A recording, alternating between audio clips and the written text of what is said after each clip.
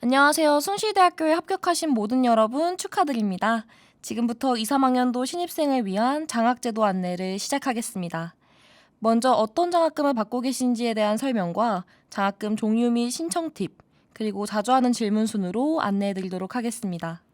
우선 장학금은 크게 등록금 지원 성격의 장학금과 학업 장려비 성격의 장학금으로 나뉩니다. 등록금 지원 성격의 장학금은 수업료를 초과해서 받을 수가 없으며 수업료가 초과되는 부분이 발생하면 중복 지원으로 초과 부분을 반납하게 됩니다. 그렇지만 학업 장려비 성격의 장학금은 지원 범위에 한도가 없고 중복 지원에도 해당되지 않기 때문에 쭉 많이 받으실 수 있습니다. 이 부분에 해당하는 장학금은 근로장학금 등이 있고요. 장학금 지원 목적에 따라서 지원 범위, 중복 지원 해당 여부가 달라지므로 장학금 신청 공지에서 어떤 성격의 장학금인지 확인이 필요합니다. 그럼 다음으로 장학금 종류 및 신청 팁에 대해서 안내해 드리겠습니다. 우선은 먼저 국가장학금이 있는데요. 한국장학재단의 국가장학금은 많이들 들어보셨을 텐데요. 국가 우수장학금은 분야별 우수학생의 성장과 발전을 위한 장학금을 의미합니다. 이공계 우수장학금, 인문 100년 장학금, 예술체육 비전 장학금 등이 있습니다. 그리고 국가 근로 및 취창업 연계 장학금이 있는데요. 근로장학금은 1학년 2학기부터 신청 가능하며 취창업 연계 장학금은 운영하고 있지 않습니다. 근로장학금은 1학년 2학기부터 진행 가능하니까 꼭 잊지 말아주세요. 1학년 1학기 학생들이 할 수 있는 부분은 학예 방학 집중 근로가 있습니다. 일단 국가장학금 1유형에 대해서는 받으시려면 누구든 직전 학기 12학점 이상 이수하셔야 하며 산술 평균이 80점 이상을 넘으셔야 합니다. 장학 금액은 재단에서 소득 분위별로 일정한 금액을 정해주고 있으며 이 유형은 학교가 학교 재량으로 드릴 수 있는 장학금입니다. 소득 분위별 일정액이 매 학기 상이하기 때문에 이 부분을 공지사항을 통해 공지하고 있습니다. 1유형을 지원하시고 받게 되신 분들만 이 유형의 장학금을 받으실 수 있고요. 국가장학금 1유형을 못 받으신 경우에는 이 유형도 자동으로 탈락되게 됩니다. 대학생이라면 누구나 신청하여 받을 수 있으니까 소득에 따라 본인이 받으실 수 있는 금액을 미리 확인하시고 국가장학금은 꼭 신청해 주시길 바라겠습니다. 그럼 국가장학금 신청 팁에 대해서 안내해 드리도록 하겠습니다. 국가장학금은 매 학기 신청하셔야 합니다. 1유형은 한 학기 신청하면 계속 적용되는 것으로 알고 계시는 분이 간혹 계신데요. 매 학기 새로운 소득을 기준으로 재산정하기 때문에 매 학기 신청이 반드시 필요합니다. 한 가지 주의하실 점은 숭실대학교의 모든 교내 장학금을 수여하시기 위해서는 반드시 국가장학금 1유형을 신청하셔야 한다는 점입니다. 성적장학금도 예외가 아닌데요. 성적장학금, 봉사장학금, 근로장학금 등 교내에 제도로 운영되는 모든 장학금은 국가장학금 1유형 신청의 여부, 그리고 소득심사 여부를 확인하기 때문에 국가장학금 신청을 필수로 해주시길 바라겠습니다. 그리고 자주 공지가 나는 교외장학금의 경우도 소득분위 기준으로 산정되어 선발되는 경우가 많기 때문에 1유형 신청은 필수입니다. 또한 신청하셨더라도 과구원 동의 서류를 제출하지 않으시면 선발이 진행되지 않습니다. 이 부분 꼭 유의해 주시고요. 재학생분들은 1차 신청 기간에 신청해 주시길 바라겠습니다. 만약 신청하지 않으셨을 경우 재학 중 총 2회에 하나여 구제가 자동으로 적용되지만 2회를 초과하여서는 구제가 되지 않습니다. 그리고 중복 지원자의 경우 꼭 중복 지원을 해소하여야 합니다. 수업료를 초과하여 장학금을 받으신 경우 보통 교외 장학금 수혜로 인한 경우가 많은데요. 이와 더불어 대출 상환을 하지 않았을 경우 중복 지원 대상자에 해당하게 됩니다.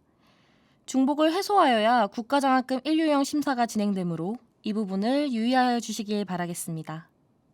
국가장학금 신청은 한국장학재단 홈페이지를 통해서 신청 가능하시며 공인인증서 및 본인 명의의 계좌가 필요합니다. 2, 3학년도 1학기 국가장학금 신청은 벌써 끝났지만 2차가 신입생들을 대상으로 2월부터 3월에 있을 예정입니다. 2, 3학년도 2학기 국가장학금은 5월부터 진행될 예정이므로 놓치지 말고 꼭 신청해주세요. 그러면 교내장학금에 대해서 설명해 드리도록 하겠습니다. 교내장학금의 조건은 장학금 수혜학기가 정규 등록 8학기 이내인 자를 대상으로 합니다. 건축학 전공의 경우 10학기까지이며 여기서 말하는 등록학기는 등록금을 납부한 학기를 의미합니다. 간혹 유급 등을 통해서 이수학기는 8학기지만 등록학기는 9학기인 경우가 있습니다.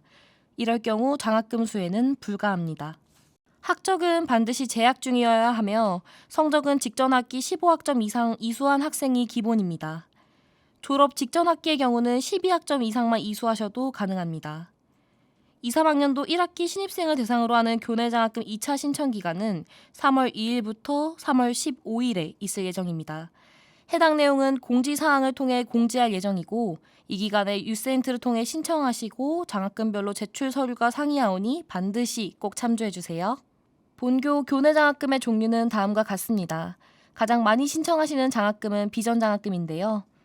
국가장학금 1유형을 신청하신 분들 중 소득분위 심사가 8분위 이내로 선정되시는 분들은 누구든지 15학점 이상을 이수하시고 학점 평균이 80점이 넘는다면 비전장학금을 받으실 수 있습니다. 단 수업료 전액을 넘기지 않는 선에서만 가능한데요. 그러니 꼭 놓치지 말고 신청해 주시기 바라겠습니다. 그리고 교내장학금 종류에 나와 있는 국가유공자 장학금을 제외한 모든 장학금은 반드시 교내장학금 지급을 위해 국가장학금 1유형 신청을 하셔야 합니다. 성적장학금에도 예외가 없고요. 북한 이탈주민 장학금 반액에도 예외는 없습니다. 그러므로 국가장학금 신청은 놓치지 말아주세요. 교내장학금 신청 팁은 다음과 같습니다. 매학기 국가장학금과 마찬가지로 신청을 해주셔야 되고요. 장학금별로 신청 서류를 제출하셔야 되는 장학금이 있고 그렇지 않은 장학금이 있습니다.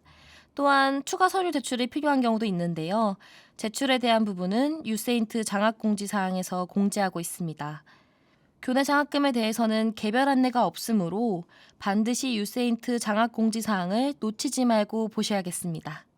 교내 장학금끼리는 중복이 불가합니다. 그래서 성적 장학금을 받으시고 고시에 합격하셔서 고시 합격 장학금을 받게 되신다면 둘 중에 큰 장학금을 먼저 받게 되고 금액이 동일할 경우는 무조건 백마 성적 우수 장학금이 우선 지급되고 있습니다. 단 아까 말씀드렸다시피 생활비 성격의 장학금은 어떤 장학금이든 중복이 가능합니다. 근로장학금, 봉사장학금 같이 받을 수는 있지만 근로장학금끼리는 중복이 불가능합니다.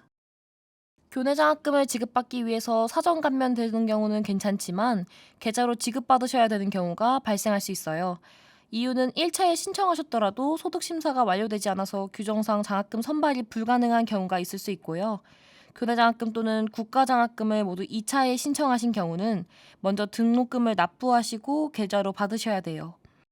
이럴 경우에는 반드시 유세인트 학사관리 학적정보란에서 은행 계좌 정보를 입력해 주셔야 합니다. 은행 계좌를 간혹 어머니나 아버지 명의로 입력하시는 경우가 있는데요. 이럴 경우에는 지급이 불가합니다. 반드시 본인 명의의 계좌를 입력하여야 하고 은행 종류는 상관없습니다. 신청 기간은 1학기 1차는 재학생분들에 한해서 이미 시작했으며 신입생분들을 대상으로 하는 2차는 3월 2일부터 15일에 있을 예정이고 2학기 정규 교내장학금 신청 기간은 5월에 있을 예정입니다. 다음으로 교외장학금에 대해서 설명드리겠습니다. 교외장학금은 재단별로 종류가 굉장히 많고 다양하기 때문에 학교 유세인트 장학공지사항에 지속적으로 공고가 납니다. 생각보다 되게 많은 기관들이 공지를 하는데요. 이 부분을 놓치시는 경우들이 많아요. 졸업할 때까지 쭉 수혜받는 규모가 큰 장학재단도 있고요. 선발 인원이 많은 장학재단도 있습니다. 아산재단, 흥한재단, 우덕재단, 정수장학회, DB 김준기 문화재단, 신라문화장학재단이 대표적으로 졸업할 때까지 장학금을 주는 재단이고요. 서울 희망장학금, 삼성 드림클래스 장학금 등이 많은 학생을 선발하는 대표적인 장학재단입니다. 이런 부분이 계속 지속적으로 공고가 나니까 유세인트 장학공지사항을 국가장학금, 교내장학금 외에도 교외장학금을 위해서 자주 확인해 주시면 감사하겠습니다. 교외장학금 신청 팁은 유세인트 장학공지사항 또는 각 장학재단의 공지사항란에 올라갈 예정입니다. 따라서 대학에서 추천하는 장학금의 경우 공지사항에 따라 필요하신 서류를 미래관으로 제출해 주셔야 합니다. 또한 학생이 개별적으로 교외장학금 신청을 하게 되는 경우도 있습니다. 이 경우는 학교 공지사항에 나지 않으나 총장 직인이 필요한 경우 장학생 모집 공고와 제출 서류를 모두 구비하여 장학팀으로 방문해 주셔야 합니다.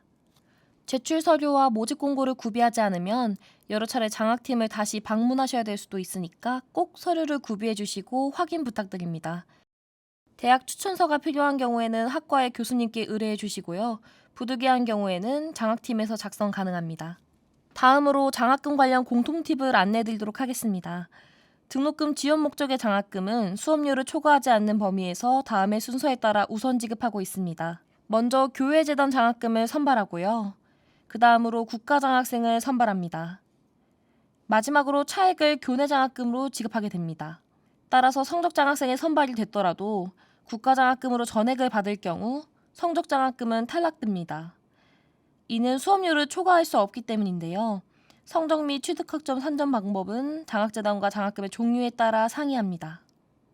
산술 평균을 만점으로 보는 장학금도 있고요. 평점 평균을 보는 장학금도 있습니다. 취득학점 시 F학점은 0학점으로 취득되고 취득학점에서 제외됩니다.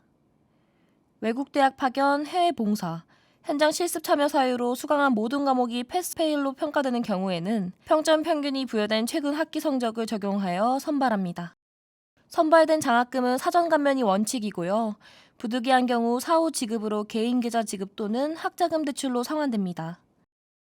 개별적으로 사전 감면을 사후 지급으로 요청하는 경우는 적용이 되지 않습니다. 부득이하게 힘든 심사 진행이 늦어지는 경우에만 사후 지급으로 이루어지므로 이 부분은 장학팀에 문의하셔도 고지서 변경이 불가한 점 꼭 유의해 주세요. 그리고 등록금 지원 목적의 장학금은 학자금 대출이 있을 경우 대출 상환이 먼저 되는 것이 원칙입니다.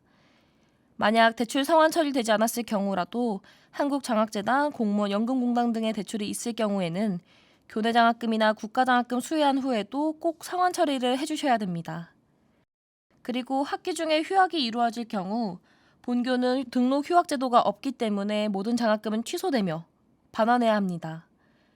단, 백마 성적 우수 장학금에 한하여 복학 시 2월이 가능한 점 꼭 기억해 주세요. 한국장학재단 중복지원 방지제도에 대해서 설명해 드리겠습니다. 등록금 지원 목적의 장학금 및 또는 대출금의 총액은 등록금 범위 내에서만 지원이 가능합니다. 따라서 장학금을 받은 차액에 대한 부분만 대출 상환이 되고 사전 감면이 아니라 사후 지급으로 받게 된 장학금은 중복지원 방지제도 원칙에 따라서 대출 상환으로 처리가 됩니다. 한국장학재단 공무원 연금관리공단은 학교에서 직접 상환되며 간혹 계좌 수집 등이 되지 않는 경우는 부득이하게 학교가 대출 상환을 하지 못하는 경우입니다. 이럴 경우에는 직접 대출 상환을 꼭 해주시기 바라겠습니다. 그리고 기타 공사, 사립학교 교직원 대출 등 한국장학재단 중복지원 방지제도의 관리하에 있는 대출을 이용하시는 경우도 학생이 반드시 직접 상환을 하셔야 중복지원에 걸리지 않습니다. 공무원 연금관리공단도 꼭 해당이 되니까 유의해주세요. 한국장학재단에서는 스마트 학자금 맞춤 설계 제도를 지원하고 있습니다. 개인 맞춤형 학자금 지원 정보 제공 서비스를 다음과 같이 이용해보세요. 마지막으로 자주 하는 질문에 대해서 설명해드리도록 하겠습니다. 어떤 장학금을 언제 어떻게 받았는지 확인할 수 있는 방법은 유세인트 등록 장학금 수혜 내역을 조회해 보시면 됩니다. 학기별로 선발 내역과 탈락 사유가 기재되어 있으므로 이 장학 수혜 내역을 확인해 주시길 바라겠습니다. 지급 방법은 사전, 사후 지급이 구분되어 표시되어 있고 선발 상태는 학생이 신청한 단계에서는 신청, 선발이 완료된 상태에서는 최종 승인, 지급이 진행 중인 경우에는 지급 예정, 지급이 완료된 경우에는 지급 완료로 보입니다. 단일의 지급 경우는 지급이 아직 완료되지 않더라도 일시적으로 지급 완료로 보이는 경우가 있습니다. 이런 경우 전화를 많이 주시는데 곧 지급될 예정이므로 지급이 진행되고 있다고 보시면 됩니다. 그리고 이와 달리 아예 선발이 되지 않았을 경우에는 선발 탈락으로 분명히 표시가 되지만 심사 보류와 심사 진행이라는 단계도 존재하는데요. 심사 보류는 선발이 되어야 하는 학생이지만 소득분이 미조회 또는 중복 지원 등으로 일부 조건이 미비한 경우에 심사 보류로 저희가 놓고 비고의 보류 사유가 기재됩니다. 보류 사유가 해소되면 장학생으로 선발될 수 있습니다.